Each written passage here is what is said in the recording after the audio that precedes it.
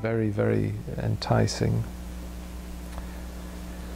So Celtic spirituality: monastic, inclusive, creation-centered, mystical, marginal and synthetic.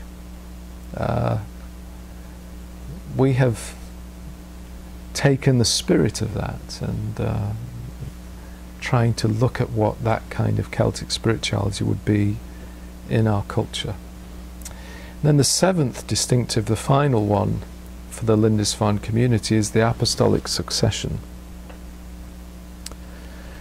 Now, the apostolic succession is a wonderful gift that is a connectedness for us to the great tradition historically through a succession of bishops. We have documents, some of you have seen, that say when Jane and I were consecrated bishops, we were consecrated by 3 other bishops. So we have 3 primary lines from 3 different bishops, and each of those bishops were consecrated by 3 other bishops. And so when you look at our apostolic lines, we have very strong Anglican lines, we have very strong Roman Catholic lines, and we have I think 22 Orthodox lines through Greece and Russia and Iraq, modern Iraq. We have the Babylonian lines or something. It's a very interesting document. Now that apostolic succession means we do something which a lot of new monastic communities don't do, and in fact I'm not aware of any that do what we're doing here, and that is that we have both lay and ordained monastics. Of the roughly 40 folk who are members of Lindisfarne, 19 are now ordained clergy. In some respects that resembles some traditional Roman monasteries where you will have perhaps 20 or 30 brothers, and of the 20 or 30 brothers, 15 to 20 will be ordained priests. So you'll have brothers and fathers living together in the monastery. Now what that does is it makes priesthood something different, and we are revisioning priesthood in the Lindisfarne community. I very much appreciate Scott's phrase of ontological priesthood. Right? This is priesthood at the level of being. This is not so much about what you do, this is about who you are as presence in the world.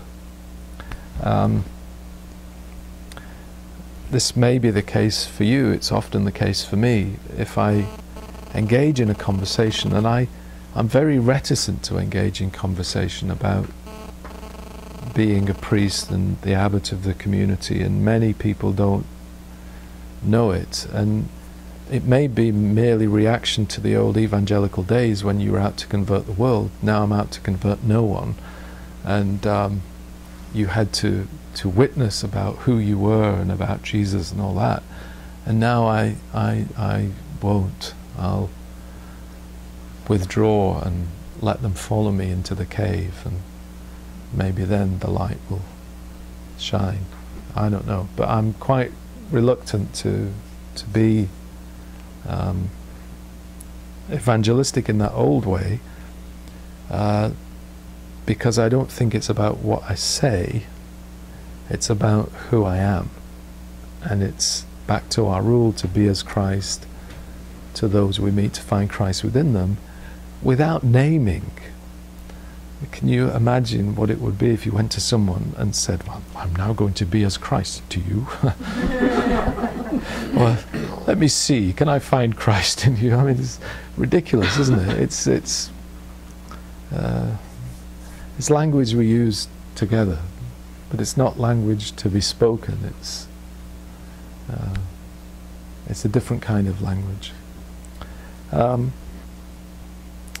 But that, I think, is something that is important that we bring to the table of the new monasticism.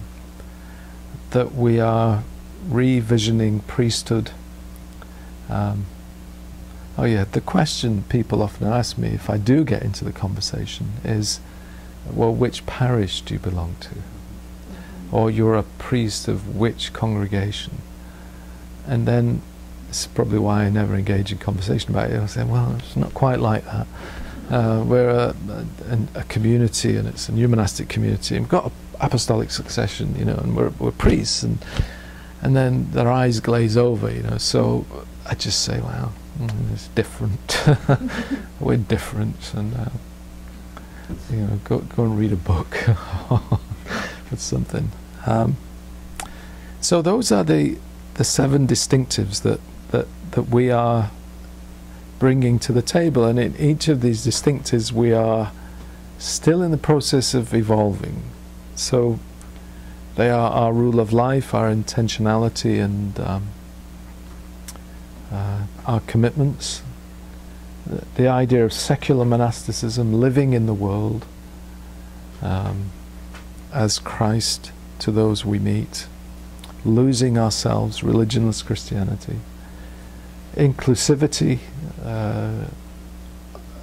embracing all that Christ embraces, deeply ecumenical with a Catholic spirit, with ministry at the margins, with deep Celtic spirituality, and with the gift of apostolic succession. And we will see how that all pans out and develops in the years to come. So,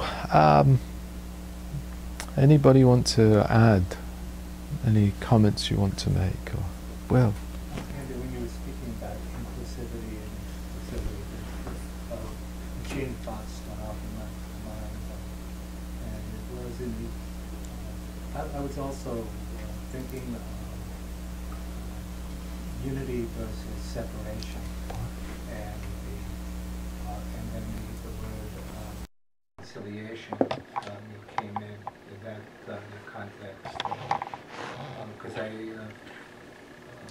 inclusivity is. I understand those terms too, in terms of, and I see inclusivity both internal and external, but to seek unity with God, but to seek unity with somebody else, speaks of love in a certain way. And when we're separate from somebody, to me, and from God, there's a sort of pain that's involved in that, because it's a psychologically enforced condition that's not real, but it's painful, if you follow my drift. Yeah. Yes.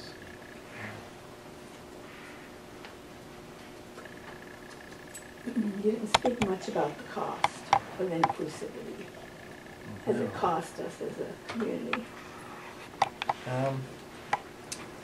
Yes, I think it probably has. Like a lot of communities, we have, I suppose, a fairly large front door, and we have a fairly large back door. People walk in one, go out the other. Some of the ways that we're inclusive do cause offence to some people. So our very pro-women stance has caused quite a bit of offence. Our pro-gay stance has caused a lot of offence. And some that walked with us for a while as we developed could no longer walk that way, and left us for something else. I think once when we were having a conversation on Fernet, something about the cost came up, and something that Will said, I think, was quite important, struck me, is that, yeah, we lost things, but look at what we gained. And I think that's